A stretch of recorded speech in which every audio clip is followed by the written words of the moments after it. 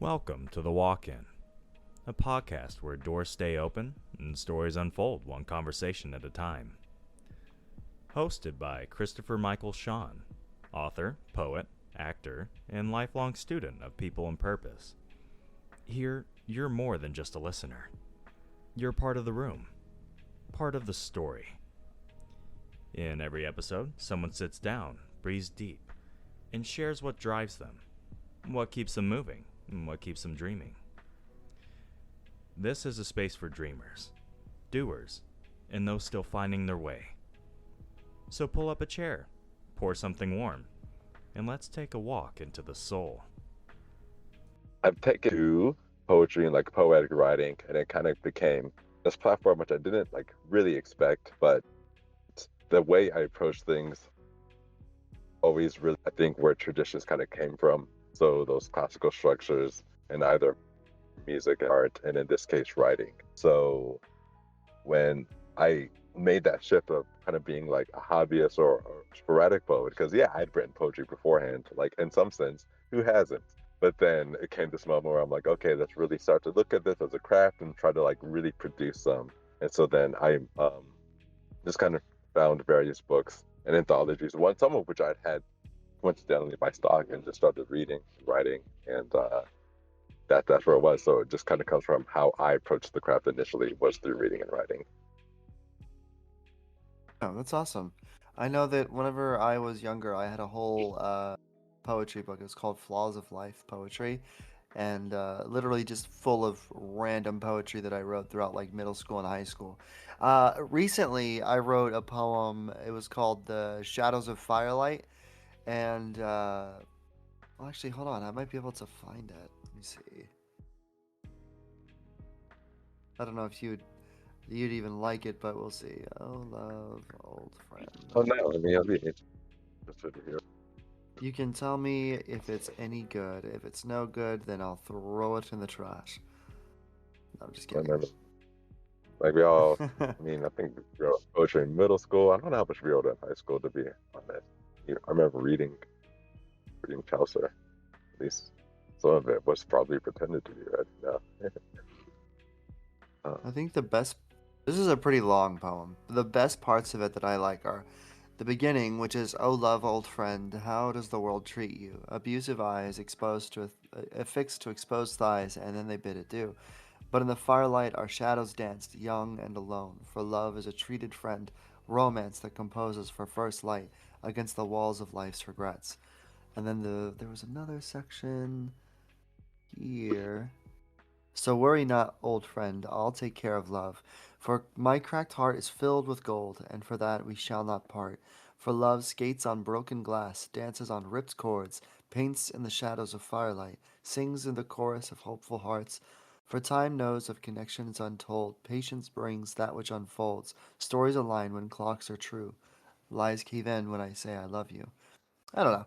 I'm not very good at it. I wish I was better at poetry, but I see a lot of the stuff that that was was good. I popping like. up. Oh, thank you.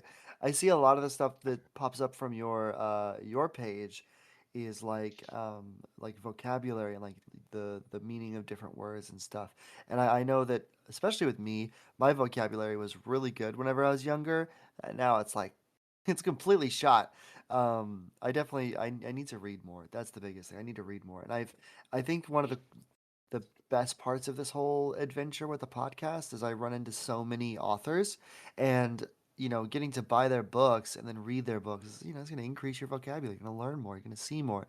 And people just they underestimate the power of just learning more intricate wording and reading, and just you're exercising your brain. You're keeping your brain healthy. You know.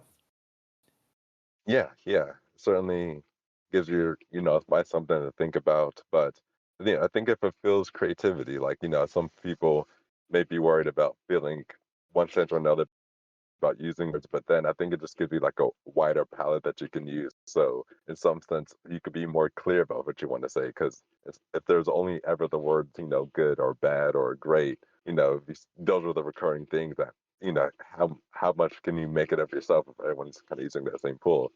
But English language is so big. I mean, if you look at an English dictionary, it's bigger than almost any other dictionary, certainly I think any modern dictionary. Like English has a massive vocabulary. Yeah, it really does. So alongside this, seeking of knowledge and hoping that other people kind of pick up on it as well. What is your goal with it? Like what's your goal like not just with the TikTok, but just like in general?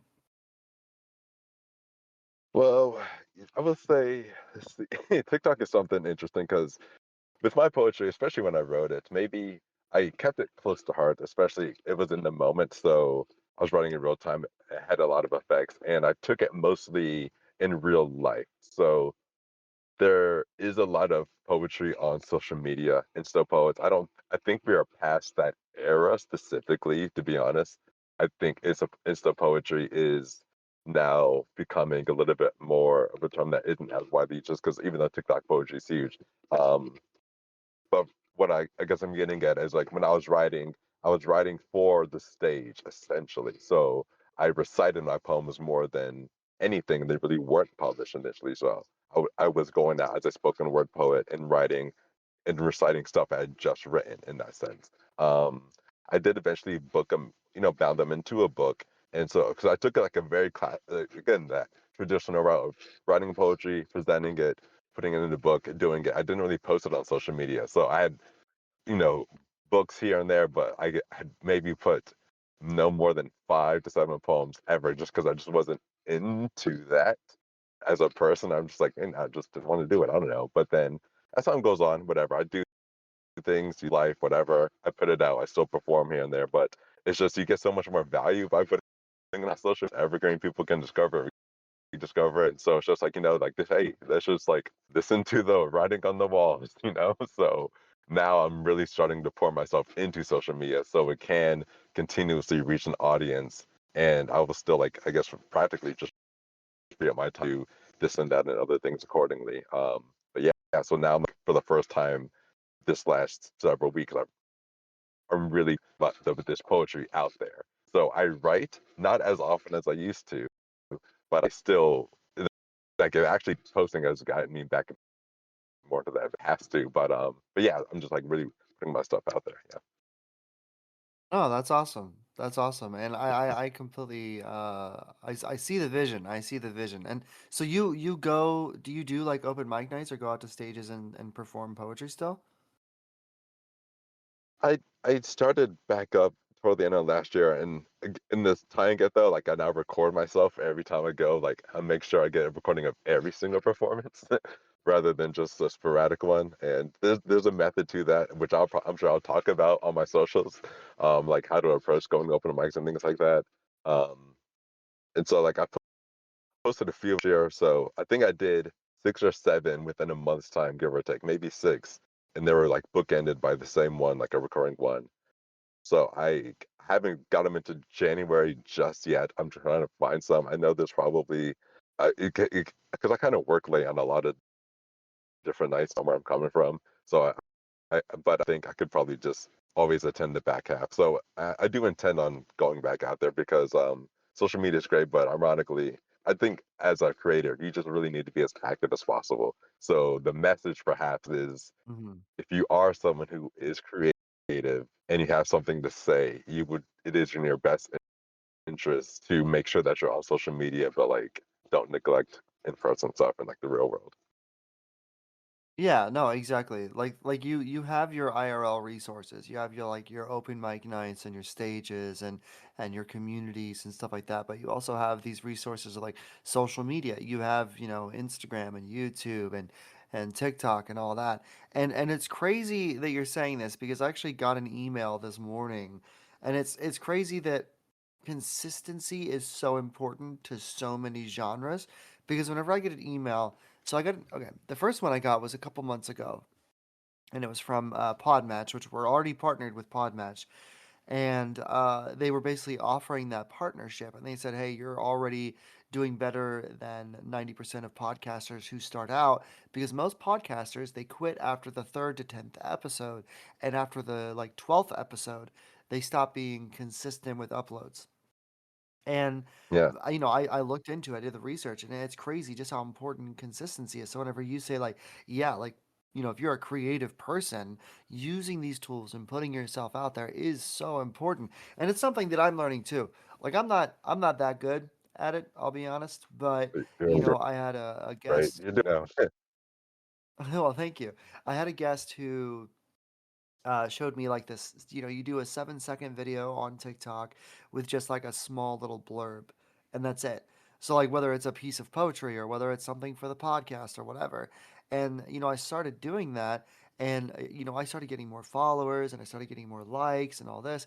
I'm like, okay, I'm understanding the algorithm now. I'm starting to understand that, like, hey, I might have a quiet day on TikTok, but YouTube got a lot of likes, YouTube got a lot of subscribers, or Instagram did, or whatever.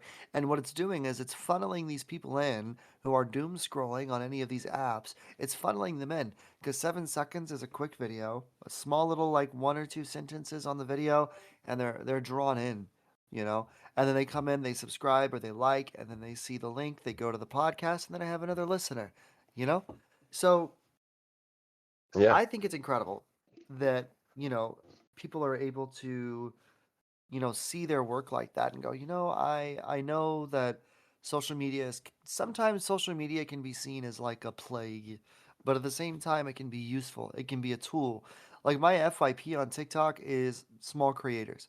Like literally anybody who shows up on my FYP is a small creator, and I don't need like Podmatch. They email me. His name is Alex Sanfilippo, the guy who runs it, and he'll come out and he'll be like, "Oh, hey, Chris, I just want to let you know that like this CEO wants to have an interview with you, or this guy, or that guy, or this rich person, or whatever." And I'm like, I'm good. I don't need all these fancy dancy people. I got my small creators. I'm not running this podcast to make money. I'm running this podcast to inspire people to chase their dreams. That's my whole shtick. You know, so it really yeah, is just consistency. I mean, we've been running it since June, every Monday at 2 p.m. And now we're starting to get into the social media game. I mean, there's no telling where we'll go once we really, really push hard and hard. So, and it's the same thing with you. If you're running your socials and you're going to open mic nights, if that truly is like your passion, I guarantee you your passion yeah, is going to seep into your work and people are going to see it, you know? yeah. No, that's absolutely. It's because it's like the time will pass and like you really want to do it anyway. So it's just like really, and that's the greatest chance of like reaching your audience is through consistency because you can get some people kind of looking at you for a little bit, but especially early on, or not to like don't you want to keep them engaged because they are looking for a relationship because if they're following you when you're small, then they already kind of feel like they're in. So you just want to kind of respect that space. But Yeah. Yeah. but we'll see. I but yeah, it's well though. It's because there's like some videos on TikTok I feel like my most liked one I post watched one. I think I posted like back in June or something. But okay, I got like a few likes on it or whatever, and I'm wondering like is it just gonna keep going up or is it gonna take off or something? But it's also studying it. It was a post on like how to memorize a poem or how to recite a poem. So, but that's the thing. So it's evergreen, and it's impossible for me to reach people, including yourself, even if all I did was like local open mics and stuff, where I'm constrained by like literally the limits of where I can travel based on my schedule. Yeah, no, social media really does. It opens you up to people, and I think that, and I'm very fortunate with the system that I have running, to reach people like you and people all over. I mean, I've had interviews from people in California and Utah, Washington, all the way over on the other side of the U.S. And I've had, well, and I have had somebody from England, but he was an old friend of mine, so I don't know if that counts at all. Whenever I look at my Seems like analytics, far like I away. don't know if it's yeah, that's pretty far. I don't know if it's because of social media or what, but I know that 15% of our listeners are from Indonesia, which is interesting. So, but anyways, yeah. So with this, so how long have you been doing your stage performances, your open mic nights? I started those back in 2020, give or take, maybe 2021. So that's really when I started doing the serious writing. So everything. Most of my catalog in that time period, so from the last 5 years plus, it was like a COVID thing, hobby that kind of took off. And I am based in like Charlotte, North Carolina, just kind of put it out there. So it's a big enough city where there are kind of some things. But the first open mic I did was on Zoom, so I did a few Zoom open mics first, and then the one person like masked just to kind of put some perspective. I guess I don't know, but I still kind of keep them up. So I've traveled around the state, gone to like Black Mountain or Asheville or Carborough and other areas. And like if I go on vacation somewhere, I'll try to do it up there. So, but these are like seasonal, right? In the sense, so I will definitely. So like I said, since I did some last month, I'm going to try to not lose that momentum and try to find someone I can start number in the new year. Yeah. Yeah, no, and I mean, I can't imagine doing an open mic night over Zoom. That sounds interesting. I don't know how that would work. Oh yeah. It's fair. I mean, between meetings, but it's gone far. I mean, I did there's like Zoom theater going on, so Zoom was kind of all it hope people taken and cashed out. But even now, like I said, this Discord app, we're kind of recording and doing audio through one of the ones that seems to be nuanced in its capabilities. So Yeah, I remember in 2020 I was in college and I was doing open mic or not open mic, I was doing auditions over Zoom. And I remember like I was in my kitchen and I was like covering up the doorways because they said they didn't want to see any doorways.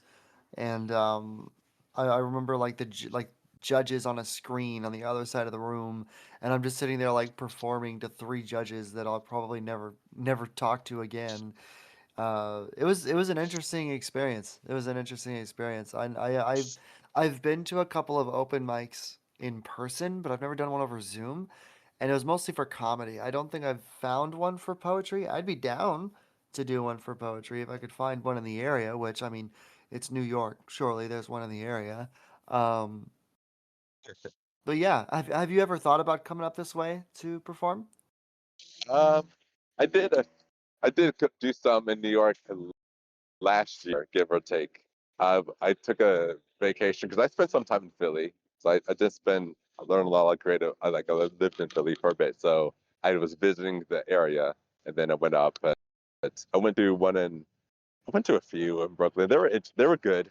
I was, they were very real. I would have liked to go back to be fair. Um, but you can see the difference. I'm not to be transparent, just in terms of the scale and scope of New York as a city, to like any other city in the world. It is New York, but it's interesting. Yeah, the poetry scene, not just it's big everywhere. So even here locally, I think people are surprised. Like poetry nights here in Charlotte, they're usually very populated. And there's our poetry specific nights, and it varies depending on obviously the organizers. Like there's a wide range of poetry nights. So you do like your more kind of like urban city centered ones, and then you have just like more I don't know scholastic esque type ones, or kind of more like this is a safe space type ones. And they each have their own like population about it, um, but susceptibly big in Charlotte. Yeah, yeah, So that's awesome. I've never been down to Charlotte. I've been to Philly a few times. I was handing out like little I was hanging out with a friend and I was handing out or hanging up little posters for the podcast. But I've never been down to Charlotte. I know that's on my to-do list. I definitely want to go down there one of these days. Um, and yeah, New York is interesting because it is such a big city. I mean, yeah, it's the biggest city. And whenever man, the first time I was coming up from Oklahoma and I saw the skyline, it literally like it surprised me. I was like, I didn't realize a skyline could be that long, like that big, because Oklahoma, yeah, everything's small out there, Um, and everything's flat. Like you can see, like Devon Tower is our only skyscraper back home in Oklahoma, and you can see it from almost any other city in the state because the land is so flat. You can just see everything. Um, Wow.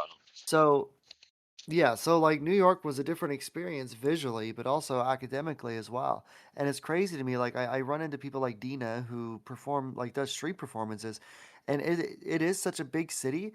But the other day I was looking at old TikTok videos that I posted, and there was one where there was a violinist in the background, and it sounds so similar to Dina that I'm curious. I'm like, you know how crazy it would be if like months before I met her, like a year before I had her on the podcast, that I somehow recorded her violin work. She's a great violinist, and there's so many street performers. I mean, the likelihood is so low.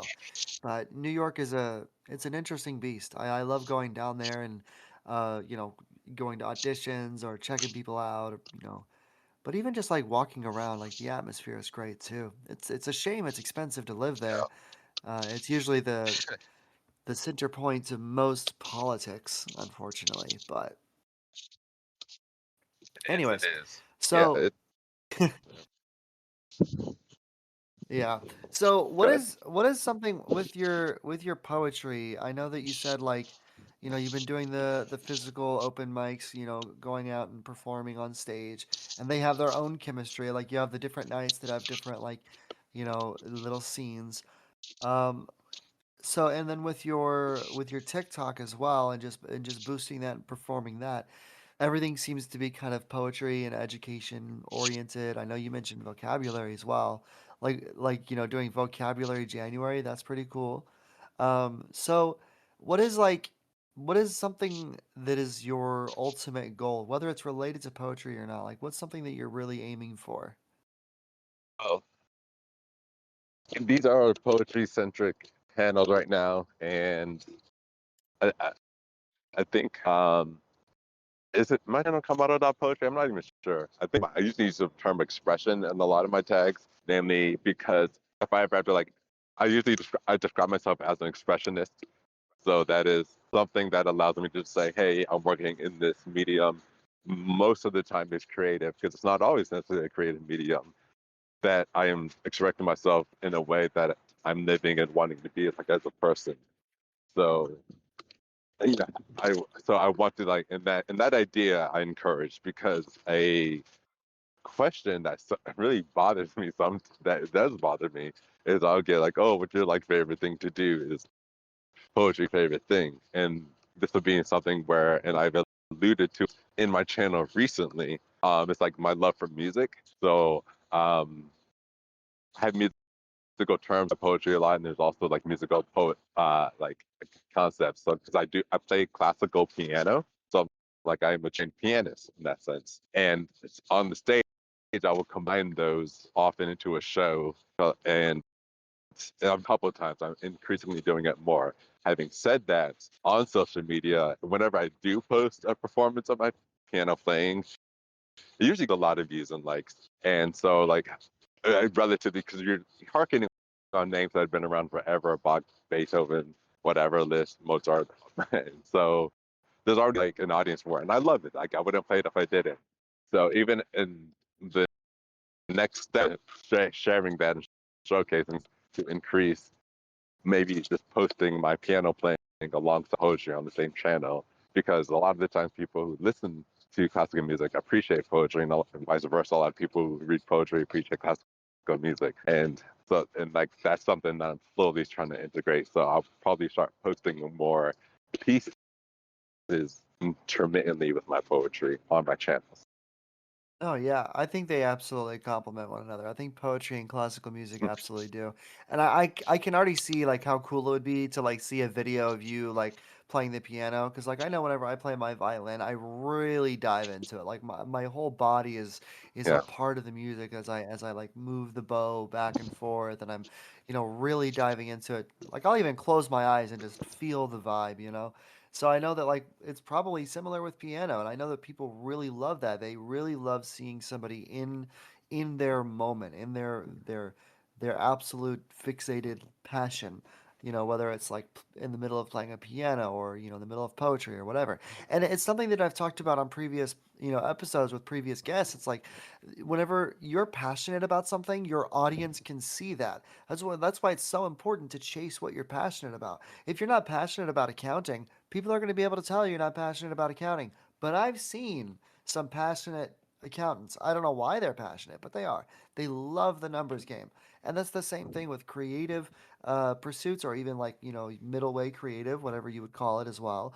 Um, I think that I think absolutely what you're doing is considered creative. And especially with I mean, obviously with the playing piano.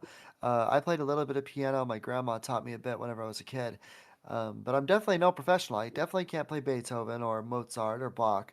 Um, I do know Joseph, who's been on the podcast before. He plays piano, and I know he recently just started playing again. And I think it's whenever you have something that you're passionate about, whenever you have something that drives you, that reignites you, I think it's so important to hold on to that, because not only can the audience see it, but your soul sees it as well, and it really does. It feeds back into you.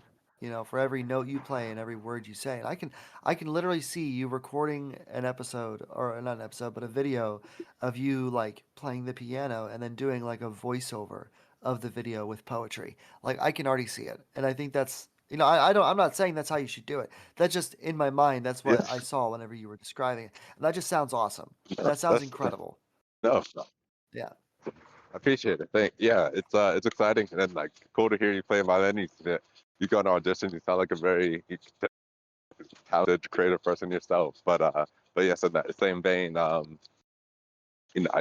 it comes from a deep passion, love the music, hope to kind of share it, and I'm sure just by the act of producing something, ideas will come and appear in various iterations. That's for sure. So yeah, kind of see what happens.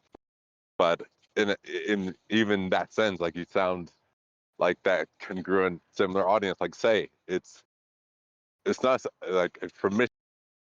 Not permission is just another demonstration that there are other beings out there who know that they have different things that speak of different parts of themselves that can live simultaneously. Like you don't have to sit here and just claim to be a comedian or be an actor or claim to be a violinist or just be a podcaster. Like you can be all those things at once because there's someone else Yeah, doing yeah. live in a similar way. Yeah, I mean, and I quote him all the time, but Larimore in one of our first episodes, he said that you don't have to paint every single day to be considered an artist. I mean, you work on your craft once a month. I mean, we live in a crazy world. We have to work a 9 to 5 to survive. We have to deal with all this crazy stuff. And it's hard to say, "Oh, well, I'm not a violinist because I don't play every single day," or, "Oh, I'm not a poet because I don't go to open mics every day," or, "I'm not a podcaster because I don't post every day." Well, you don't have to. That's not part of it. Part of it is literally like, hey, you're mixing your passion with your real life, and we all have to do that. And I think it's really beautiful to just step into that. You know what I mean? And and I'm just curious as well, like whenever you first started, like not just with TikTok, but with like open mic, because I remember my first open mic experience. And I'm sure like if I ever have Joseph back on the podcast, he would tell you just how absolutely terrifying it was. But man, whenever I got on that stage, it's like every bit of nerves that I had melted away. And the more the audience engaged and laughed and was a part of it, I I don't know. It's like it moved me forward through my set, you know. So I'm just curious, like for you, like what was your first experience? What convinced you to step on that stage, and what was your first experience like? Let's go from Zoom. I think for the Zoom ones, I feel like we were prompted, and so that made it so where we're reading from, which is interesting. Prompting is an idea. It's something I consider, like whether or not you write from a prompt or just from complete imagination. The stage and reciting in front of an audience, I felt more prepared for. I've never really tried to shy away from the stage if I didn't have to. I mean, I've done various things in my background, including like stage acting here and there, and especially when it comes to stage performance with my poetry, if I have prepared, I am known to always recite my sketch from memory, and I don't think I've yeah, so I've always, even from the first time I ever did an open mic with my own work that I had written previously, I recited it from memory, and I've done every set like that since, barring one where I had to write something for an event esque. But then, even then, I still kind of prepare the environment to acknowledge that. But it doesn't, and I've done sets of 15, 20, 30 minutes and more, always from memorized recitation. So it's just like the performance itself is a craft that I take very seriously. No, that's good. You should absolutely take your, first of all, take your craft seriously. Absolutely. That's all part of the consistency, the discipline, the routine. Yes. I mean, if you're not taking it seriously, your audience isn't going to take you seriously. If you're not passionate, your audience isn't going to be passionate either. It really is whatever energy you're putting into it is going to come back out of it. You know what I mean? So if you're just treating it like another 9 to 5, if you're just, numb to it, people are going to feel that. But if you're seriously passionate, if you seriously have a vision and a dream and you're putting it out there and you're putting yourself out there, people are going to feel that. People resonate with that. And you'd be surprised just how powerful like a well-oriented dream is. And if you ask like, oh, well, what's a well-oriented dream? It's one that's passionate. It's one that's consistent, you know? And well, okay, well, how do I stay passionate? How do I become passionate? If it's something you Yeah, love, it will come to you. That's what I've learned. If you yeah. don't have to But be even perfect. in that same vein, like I said, l- my most viewed post on TikTok is one where I kind of like, hey guys, this is how we recite poem from memory. I just kind of like whatever sequence it in this sense, and I talk a lot about. So that is a subject on my channel. I don't just say hey memorize. I'm like hey, this is how you memorize. Anyone can do it. Start small. Start with a line. Start with a word. Um, and so not only also encouraging it, but I, national touring poets have come through Charlotte, and like done events. So, poets that aren't like Charlottean, but yeah, they're national tours. And when they recite on stage, they always recite 100% of the time, essentially from their books, which is fine. So I'm saying there's no social pressure whatsoever to recite from memory. I encourage it with all my heart, but like don't feel like you're less because of it. Like the most famous poets in the country often read from whatever. So it's just like saying, I looking back to history again. I played the classical music, I like the art, I like the older poets in that same vein. Like poets were more or less hopeful, in a more professional sense. Like there was like household poetry being written and more presented in interesting ways, whatever, in other centuries. But like Homer and other these poets, they were sorry, and like other craftsmen did. So it's just like saying I want to take that tradition back on to the craft where like we have artisanal poets, and it's just not even in just the presentation of reciting it, but also if you look at the poetry I'm writing, it's kind of it's artisanal poetry, which I know this controversial argument or not, there's not as much of that being written today. So a lot of the No, poetry that's today is that's not even essentially argumental. That's journalistic. that's just true. Yeah. So No. it's just like I Yeah. also, yeah. So let's say let's go back to writing poetry for the sake of like the poetic craft itself, and not just as a like release. Yeah, I can say that for me, yeah, I don't know. I don't know if you'd like me very much. I write poetry as a form of expressing myself and trying to put my feelings Yeah. on paper sort of vibe. But I do like whenever I read old poetry, like whenever I go back and I read the old stuff and I just love it so much and I love the language we used to use. Like some of my favorite characters like Cyrano de Bergerac and like, obviously like, any stuff in that time period. And I miss whenever we created stories like that, whenever we created poetry of that variety, And I don't know. I think it was incredible. Like I wish I could come up with the names on the top of my head, but the variety of different levels of poetry. I think like Edgar Allan Poe was one of my favorite ones. Like his poetry was crazy, but it was crazy good, Like whenever you read it, it Yeah. wasn't just, surface level. There was so much more to it. And there was a variety of it. There was a variety of different things that he wrote about, different things that he spoke about, and it just, I wish we could write like that again. Honestly, I do. Um, I'm hopeful. I feel like with the age of AI, a lot of people see it as like, oh, humanity is just, becoming dumber and dumber. And I do agree to some point that we are giving in to that idea, but at the same time, we have people like you and I and everybody here in the Discord and a lot of people on social media and a lot of people out there that believe authenticity is more valuable than anything AI or anything else could spit out there. And I'm excited to see just exactly where that leads to. I think that authenticity will win in the end. I think that people are going to want that. Before I moved to New York, and I decided to go. It was after the point that I decided to go. I knew I was going to live in my car. I knew that I only had $1,000. I knew that I was, going to be fucked for a couple months. But I decided that I was going to go. I was going to take that leap of faith. I had a choice to make. Do I want to go to New York? Or do I want to go to LA? Do I want to go to Dallas? Like, those were the three main areas that I thought about. And the reason I chose New York is because I was already a contracted actor in California, or not in California, but with an agency based in California, Chicago, and Oklahoma City. So, and it was a film industry, model and talent management. I'm still contracted through them.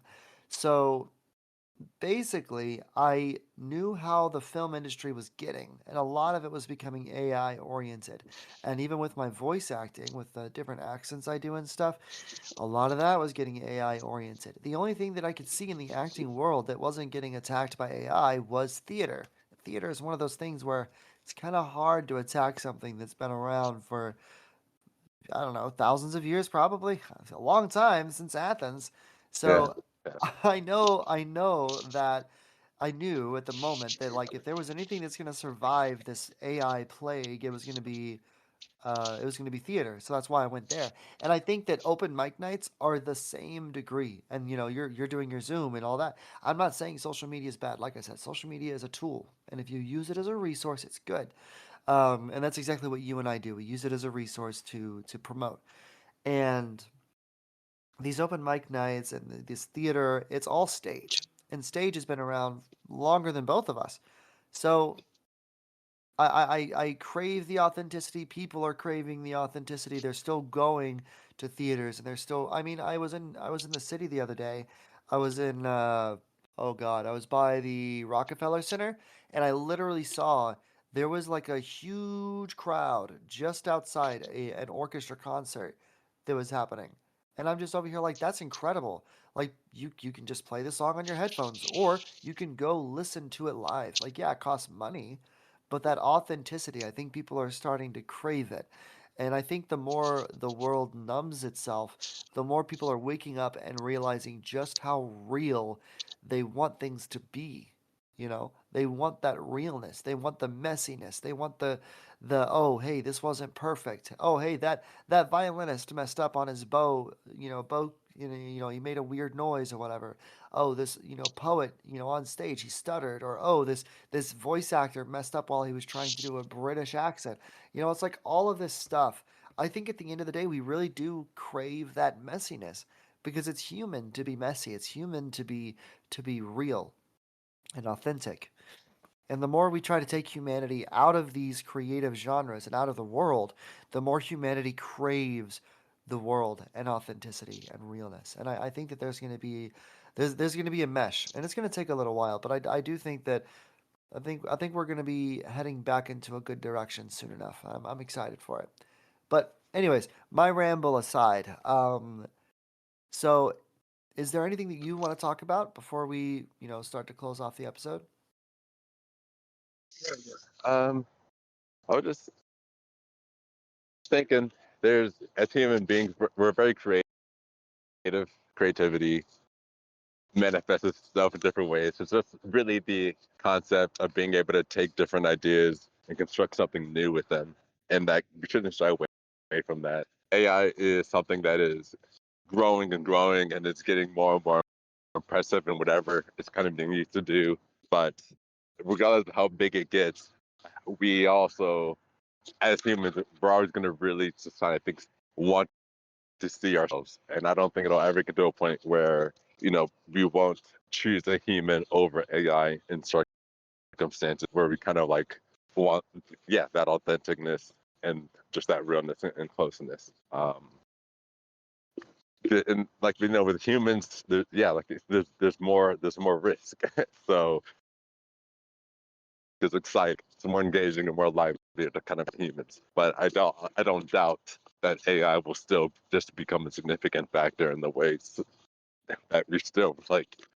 I kind of understand the way things are run, even on like in the background, on the forefront. Yeah. As far as myself, I think I am going to continue to. I have, I can choose my actions, and I know no matter how good AI gets, it will not stop me from drawing or playing piano or writing a poem by hand like that. That's a choice I can always make. And then you make these choices at the same time as a creator, an artist, and looking into this world of business and everything. I see like the AI is like a very powerful thing, and I'm more interested in just seeing what it can do as opposed to just like totally shutting the door to it and like not saying I won't touch it. Right.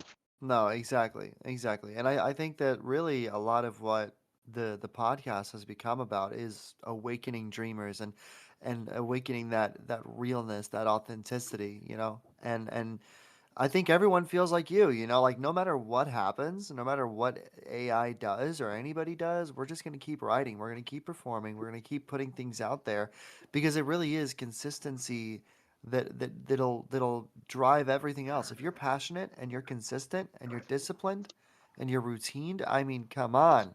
You're looking good, man. You're looking good.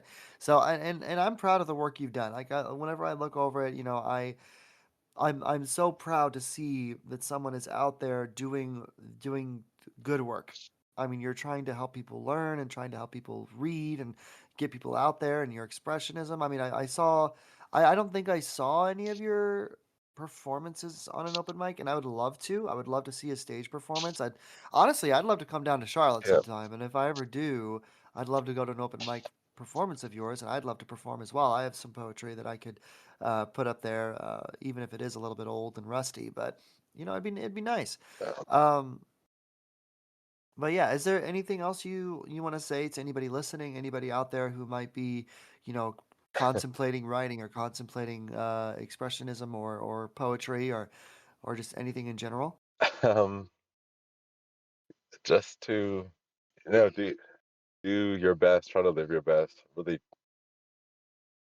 don't be afraid to like just try new things and try to stick with those new things, even though it's a little unnatural. And I don't mean to shy anything away, but it's just it's a complicated world we live in.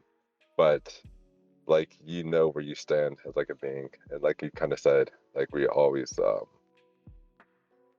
just the maintaining the discipline to be routine. Like it's not as hard as not doing it, to be fair. So um, hope everything. I just hope people get what they want. Hey there, this is friend of the show, Anthony Ziello, and I just wanted to say thanks for stepping into the walk-in today. If this episode spoke to you, go ahead and follow the show, and catch us every Monday at 2 p.m. Eastern. You can find the walk-in on Apple Podcasts, iHeartRadio, YouTube Podcasts, pretty much anywhere you listen. And if you want to hang with our community, come join the Discord. We'd love to have you there. A huge shout out to the Podmatch community for having us with them. Their support for dreamers is unmatched. Until next time, take a breath, stay inspired, and as always, we'll walk together again next week.